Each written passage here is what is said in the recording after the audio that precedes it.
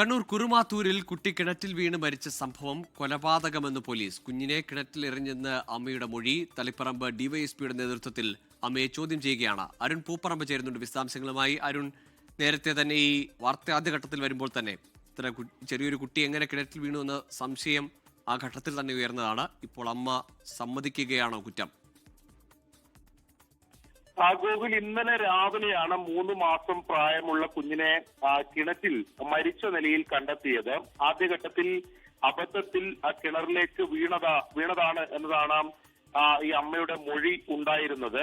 അയൽവാസികൾ ശബ്ദം കേട്ട് അവിടെ വരികയും അയൽവാസികളാണ് കുട്ടിയെ പുറത്തെടുത്ത് ആശുപത്രിയിലേക്ക് എത്തിച്ചത്. ആശുപത്രിയിൽ എത്തിച്ചെങ്കിലും ജീവൻ രക്ഷിക്കാനായില്ല. ആ ഘട്ടത്തിൽ തന്നെ ഇപ്പോൾ ഗോകുൽ സൂചിപ്പിച്ചതുപോലെ പോലീസിന് ചില സംശയങ്ങൾ ഉണ്ടായിരുന്നു. കുളിപ്പിക്കുമ്പോൾ അബദ്ധത്തിൽ ഈ കുഞ്ഞ് കിണറിലേക്ക് വീണു എന്നതായിരുന്നു ഈ അമ്മ മുബഷിറയുടെ ആദ്യഘട്ടത്തിലെ മൊഴി. പക്ഷേ ഈ കിണറിന് ഇരുമ്പ് ഗ്രില്ലും ആൾമറയുമുണ്ട്. അപ്പോൾ അത്തരം ഒരു കിണറിലേക്ക് ഈ കുഞ്ഞ് എങ്ങനെ വീണു എന്ന സംശയമൊക്കെ പോലീസിനെ സംബന്ധിച്ചിടത്തോളം ഉണ്ടായിരുന്നു.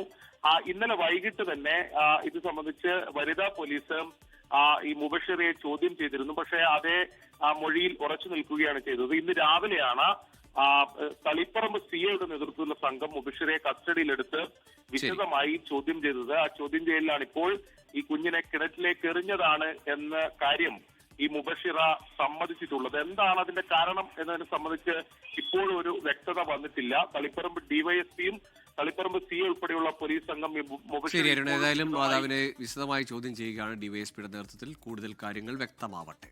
ലോകത്തെവിടെയായാലും ഏത് സമയത്തും 24 വാർത്തകളും ഓഗ്മെന്റഡ് റിയാലിറ്റി പാക്കേജുകളും എക്സ്പ്ലെയിനറുകളും വിശദമായി കാണാൻ ഞങ്ങളുടെ യൂട്യൂബ് ചാനൽ നിങ്ങൾക്ക് സബ്സ്ക്രൈബ് ചെയ്യാം.